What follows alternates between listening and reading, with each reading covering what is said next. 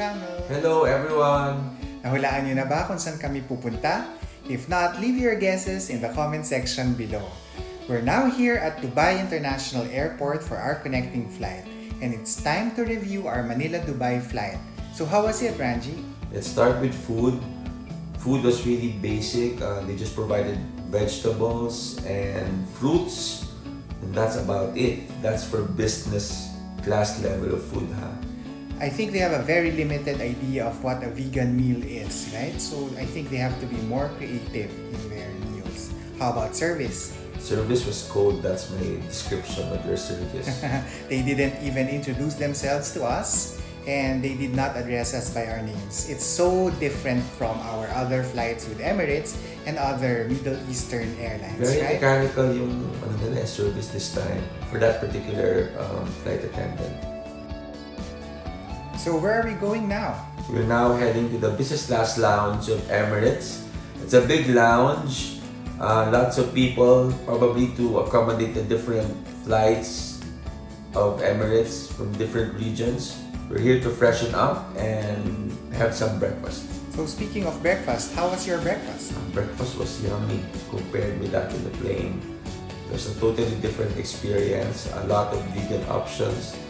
At that time, the downside is there are a lot of people, a lot of passengers waiting for their breakfast. How about your shower? Shower was adequate. Small space lang compared to Qatar. But it was complete. They even give you slippers, toiletries. Yeah, great experience overall. Yeah. And it's time to go to our boarding gates for our next flight. Our next flight is going to be on an A380, which is my favorite airplane. I don't know with you, but I feel more secured on an A380 because I think it's big and it's less shaky. It has 4 engines and it's more spacious inside. Right, Rangee? Yes, and it's even quieter. Just a fun fact, Emirates has the largest fleet of A380. I think currently it has 119 A380 planes and reaching up to additional 4 by 2022. As you can see, sobrang dami ng tao sa airport. Marami talagang nakamiss mag-travel, including us of course. So now we're ready to board. And when you reach the boarding gate, the airline personnel will check your documents again, especially your proof of vaccination. And when it comes to proof of vaccination, they require different types of documents. Some just your vaccine cards, and for others, they require your European vaccination card. Akin, boarding gate lang ang hiningi. I don't know why. Anyway, we're going to the elevators now. Alam niyo naman, ang A380, 2 floors. So, nasa second floor kami because the second floor is devoted to the first class and business class passengers. For this flight, Emirates will be using a 3-class configuration for the A380. First, business class and economy. But soon they'll be offering a premium economy class for their A380, making it a full 4-class flight. Now you can see our huge plane. Ganda talaga ng A380. Anyway, upon entering the plane, hulaan nyo anong ginawa namin ni Rangee. Ano kaya? Based on our last video, ano pa nga ba kung hindi mag-aayos at maglilinis ng mga gamit? Actually, mas marami tayong nilinis this time kasi mas malaki yung mga seats natin dito, right? And mas may space, madaming compartments. So we have to make sure na malinis yung mga screens, yung seats. The business class section of the A380 has a 1-to-1 configuration. And for those seated at the window side, the seats are configured in such a way that there are seats closer to the windows and there are seats closer to the aisle. Sa mga seats naman sa gitna, meron ding mga closer together, meron din namang mas malayo from each other para sa mga magkakasama, saka para sa mga strangers. Dun sa magkakasama, don't worry, you can still converse with your neighbor kasi yung separator, pwede mong itaas at ibaba. Itong wall na nagsiseparate sa seats namin ni Rangee. O sige, linis pa. Lahat, linisin. Sige, hala. Anyway, we'll also have you listen to Rangee's conversation to the flight attendant manning the onboard lounge of the A380.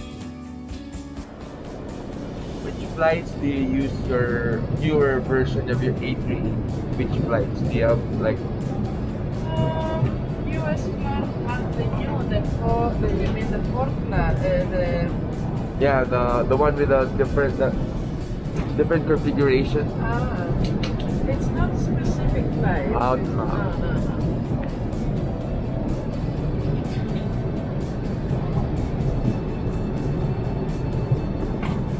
Are you an aircraft lover? Yeah. Nice. No, we just left to travel. Is it your first time in A380? First time in a long time. First time in A380 of Emirates for business class.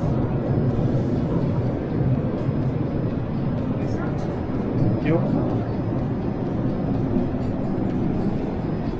Would you like some nuts? Yeah. It's not gonna be warm though. That's okay.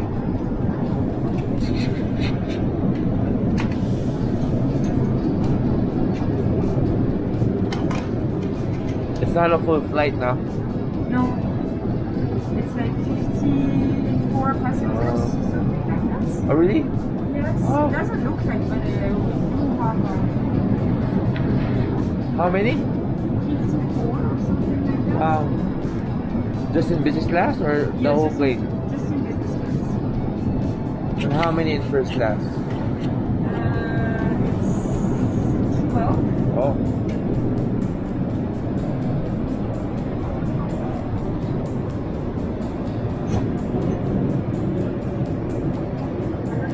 It's still the first class, right? Yes. I can feel it for you. Really? Like someone there? Tell me how to go, Okay. and I will film the first class cabin. Okay. Because it's just suite, you know. So I can film it for you. Yeah. Because if we land, and you won't be able to see like proper Ciao. Yeah. You know. So how was our flight this time? Everything was better compared with our Manila to Dubai leg. Food was tastier, the staff was more courteous and professional, and of course, the hard product of A380 business class is top notch. Of course, there is still room for improvement, but it was indeed a good flight. So this is the end of this episode. Nahulaan nyo na ba saan kami pupunta? Make sure you leave your guesses in the comment section. And tune in to our next episode para malaman nyo na talaga kung nasaan kami. But for now, as we say, ciao!